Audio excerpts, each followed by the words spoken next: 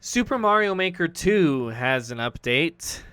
This a breakdown from Nintendo Life. Super Mario Maker 2's version 2.0 update arrives this week, and it's bringing with it the Master Sword from The Legend of Zelda, which gives you the power to transform into Link, the hero of time. Then they have a breakdown directly from Nintendo PR, which we'll read. After downloading the version 2.0.0 update, the new Master Sword item will be available to use exclusively in the 8-bit Super Mario Bros. Style. When this new course part is picked up, Mario will transform into Link, equipped with a new set of moves like attacking with a sword, shooting arrows, and dropping bombs. In the recently released The Legend of Zelda Link's Awakening for Nintendo Switch, Link encounters familiar characters from the Super Mario games like Piranha Plants and Goombas. But this time, Link is joining a Super Mario game in Super Mario Maker 2. Transforming into Link using the Master Sword opens up a whole new world of design possibilities for creators. Using his arrows, Link can shoot far-off switches that Mario would normally not be able to hit, an interesting feature. His new down-thrust move with the sword will defeat usually protected enemies like spike-covered Spinies, and with bombs, some walls that would normally be impassable by Mario and friends can easily be blown up. In addition to Link, the update also adds more course parts and enemies, as well as a new Ninja Speedruns mode, perfect for players looking for a challenge. Dash block, and here's a breakdown of the actual items themselves that have been added to Super Mario Maker 2. That's all Bard saying that, not the PR people from Nintendo. Just wanted to clarify. I am here, my voice as well. I'm sorry if you got lost in the reading, but stay with me, boys and girls. We're getting through.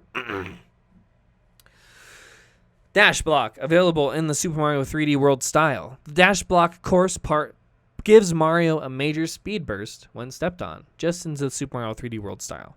Frozen coin. These coins are surrounded by a block of ice and can only be released if melted by fireballs or other fire elements, including a certain angry sun. Kinda cool. P-block. When a P switch is hit in the course, invisible P-blocks temporarily turn into hard platforms or vice versa. Spike. The classic enemy coughs up massive spike balls and launches them at Mario. Launches them at Mario. If used in the snow environment, Spike will toss snowballs instead.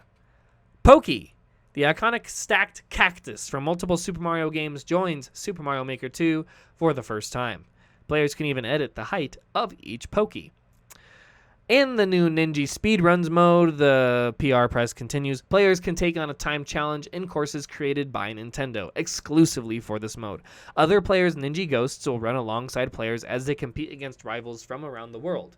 The Ninja Ghosts that appear are selected from player data at a similar performance level, so players can gradually improve their performance by running the course alongside other players' Ninja Ghosts. Players can also collect stamps by clearing courses and redeem them in-game to get special Mii costumes. Each Ninja Speedrun event will run for about 1 week, with new courses distributed periodically. During the event, players will be ranked by their playtime in that course. Players can also still run the course alongside Ninja Ghosts and collect stamps even after the event period has ended.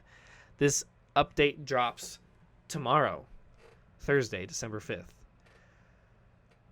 Honestly, this is pretty exciting, and the fact that they're giving so much of us, or so much content to all of us in the game, even now, and it's all free, really speaks to Nintendo's fantastic use of DLC content, especially in the last few years. I feel like they've just been knocking it out of the park, and this is another example of that.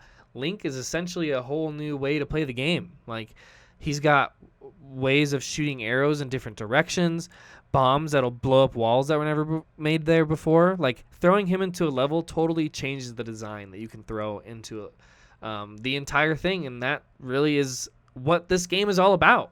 Giving the creator options to create even more types of levels. I put out there on Twitter that I'd be interested in even going back to Mario Maker 2 and playing more. I honestly didn't get into it as much as I had hoped or created as much as I had liked because I love creating levels. And this update gives me a great opportunity to jump back in, and I just might do that over the course of the next weekend. I got so many games on my plate, though. You know what I'm saying? So many to play. On top of that, like, a lot of these other elements really are in depth. Like, this frozen coin option changes how you approach a game or how you approach a level. And if there are like fire hazards going on, fireballs going through the air and whatnot, It poses a whole new unique challenge that feels dynamic, and gives you a really cool way of just toying with these different elements. And on top of that, the ninja stuff, if you look at the speed run, which was probably the most boring part of the article when I was reading it, that's actually really cool looking. It looks a lot like Super Meat Boy. And if you know how that kind of plays out, you can kind of see the other players, or you can see your past lives, rather, as you get through a level. And you can see yourself die, and you follow through your winner, whoever the final dude was who actually finished the game. You see them all go at once. It's a really cool effect, and this is basically the exact same thing, but using little ninjas. And I think it's great. It's a great addition. All of these things, awesome little additions to the game. I just wanted to point out great news coming from Nintendo and their wheelhouse of stuff going on, especially Mario Maker 2. Still living, still breathing, and kicking good content out every now and then, and I can't complain. I wanted to get to a couple of deals